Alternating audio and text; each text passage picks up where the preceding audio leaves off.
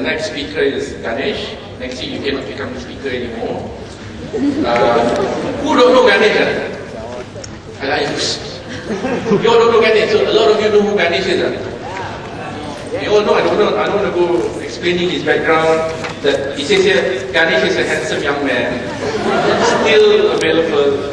So I don't want to say all that. So if you know Ganesh, I don't have to introduce him. So Ganesh, you got 10 minutes. If you don't mind, do the background. Great.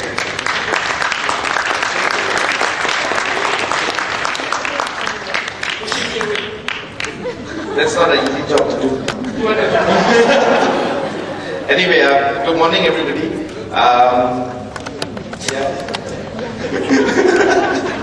Good morning everybody. First and foremost, I'd like to thank the organizers, Joel, for organizing Youth 09. As most of you may know, this is the second time I'm speaking at this event. Next year, as Roslan rightly pointed out, I can't speak anymore. So anyway, when Joel actually asked me to speak at this event, I said, I've already told all my stories last year, what am I going to tell this year? You know? But they said I'm back by popular demand. I wish the girls thought I was popular as well. I'm back by popular demand. So I guess I'm not going to talk about what I'm doing. They asked me to talk on MOL, which we've recently rebranded as Money Online. But I think all of you heard that story last year, those of you who came. Anyway, the story is in the book Go for Broke and also in the magazine. So I'm not going to talk about MOL so much. I'm going to relate a bit on what's happening to the world today. As most of you know, of course, we have been told many times. Today I counted 3 or 4 times we're told that the world is getting into an economic crisis. And I'd like to relate what that means for business.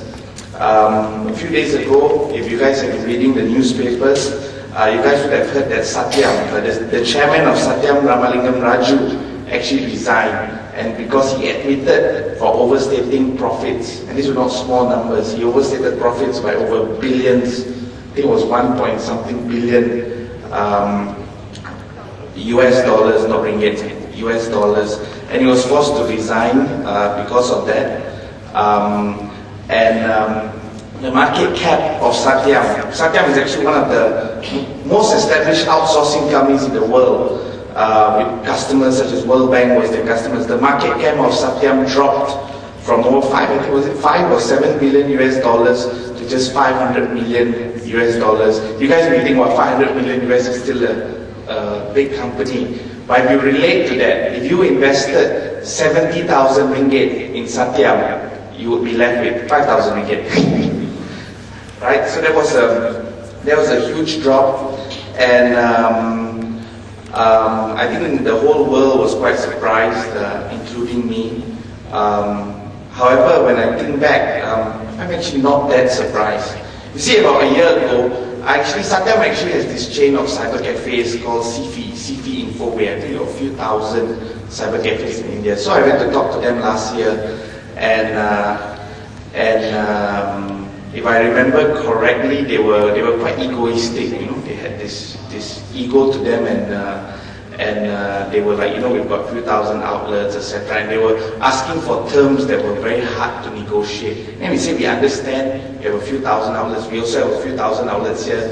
And I mentioned them, you know, we are working with 7-Eleven in Malaysia as a brand name. And these guys actually look at me, 7-Eleven, did you guys start it after September 11? So now, if that is not thick, I don't know what is thick like. Right? So then I look back and I'm actually not that surprised that happened. But then if you look back and see, how did such a thing happen? How did billions of dollars or billions of ringgit, I think it was 1.5 billion US dollars, how was that overstated? PwC was the auditors. It was quite PwC, as you all know, are one of the big 5, right? And not only did they overstate profits, those of you who are doing accounting, you know the word creative accounting. It's quite easy to actually overstate profits, right? But not only did they overstate profits, but they also they overstated cash balances in the bank. How do you overstate cash balances in the bank? Right? But that actually happened. And if you look back, why does that happen? How does that happen? It actually starts when you build your company. It starts from your business plan. Now, if any of you, I'm sure most of you may know how to write business plans, right? And if you look at a component of a business plan, what is your business component, what you're going to do, how you're going to start your business, your marketing plan, etc. And another part of it is the financials, right? How much profit you're going to make in your first year, in your second year, in your third year. And do you know 90% of time, your financials, you do not meet your financials, right? Another part of the business plan, and this is a part of the business plan that I see every day, exit strategy, IPO in 18 to 24 months, right? 90% of business plans I've seen, especially in the IT sector, talk about IPOing their company, right? So the thing is, when you want to IPO a company, you start your business, you go out and convince investors to invest in your business. And the thing that is most compelling to investors is your financial part. How much profit are you going to make in your second year, in your third year? And 90% of the time, you're not going to achieve those profits. So what do you do? What do you do? You've convinced your investors to invest. So you tend to sell out parts of the company or parts of the business to actually meet your financial targets.